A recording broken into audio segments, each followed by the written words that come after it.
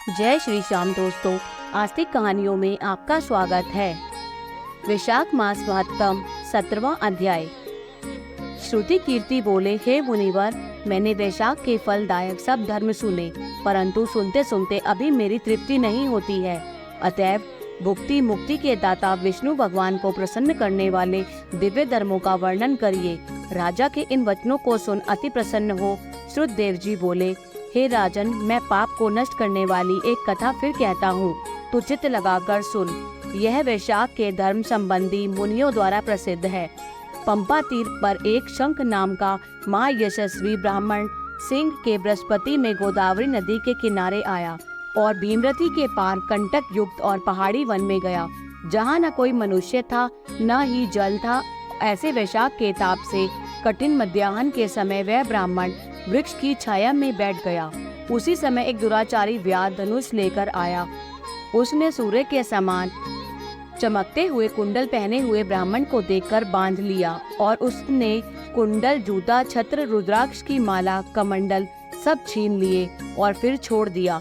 तब वह ब्राह्मण उस दुष्ट से छूटकर नंगे पग धूप से जलती हुई रेती में चलने लगा, जहाँ पीने को जल तक नहीं था।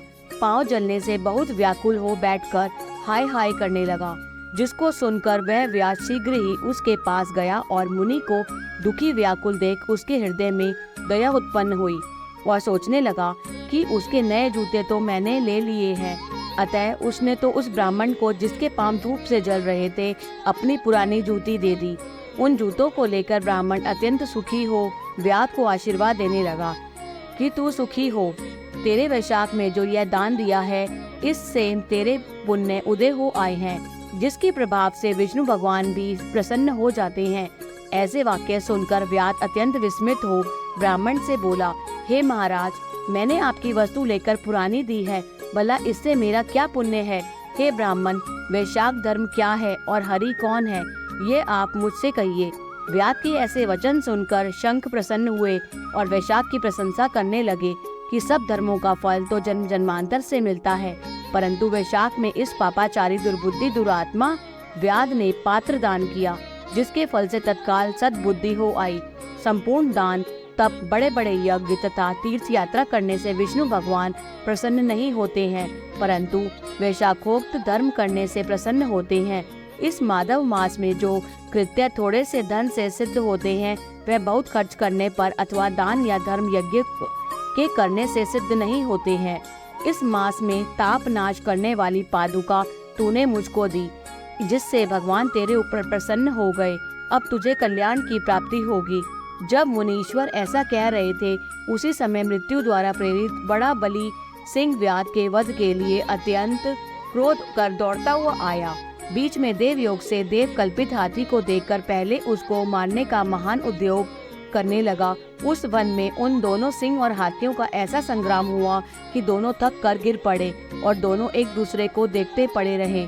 और इधर जो कथा मुनीश्वर ने व्याध को सुनाई, देव योग से उन दोनों ने भी वही कथा को देखते पड़े रहे, जिसके सुनने से इधर जो कथा मुनीश्वर ने व्याध को सुनाई हो गए। देव योग से उन दोनों ने भी वही कथा सुन त्याग कर स्वर्ग जाने को तैयार हुए। इन दोनों से निर्मल हो गए और सब पापों से फिर धर्मोपदेशक पशु योनि मार्ग में स्वर्ग जाने को तैयार हुए। उन्हें देख विस्मित हो पूछने लगे, हाथ जोड़े खड़े हुए, तुम्हारा धर्मोपदेशक मुनिवर मार्ग में व्याध के वन में एक दूसरे को मारने को पूछने लगे हो, तुम कौन? तुम्हारी मृत्यु कैसे हुई? दुष्ट योनि में क्यों हुआ?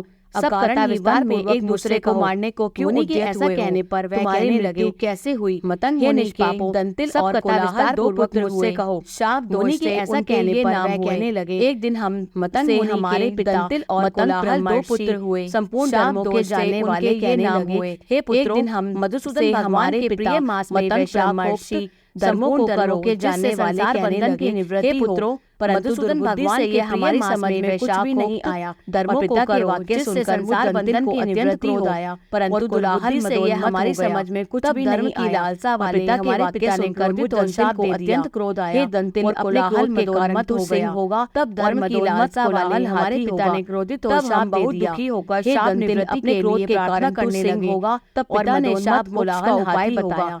कि तुम दोनों पशु योनि पाकर थोड़े दिन के लिए एक दूसरे को मारने को तब पिता ने शाप मोक्ष का उपाय बताया। व्याध और शंख दोनों पशु योनि पाकर थोड़े दिन पीछे एक दूसरे को मारने को कानों में उद्यत हो जाओगे। तब तक उसी समय व्याध और शंख के वेशांग शाप से संवाद देव धारण कर तुम्हारे कानों में जाएगा।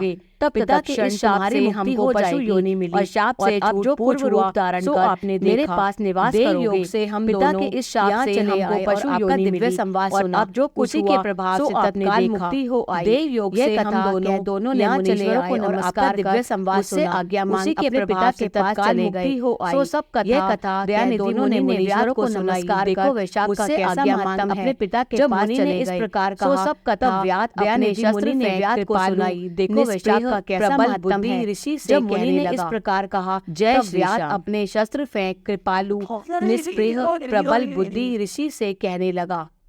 जय श्री श्याम।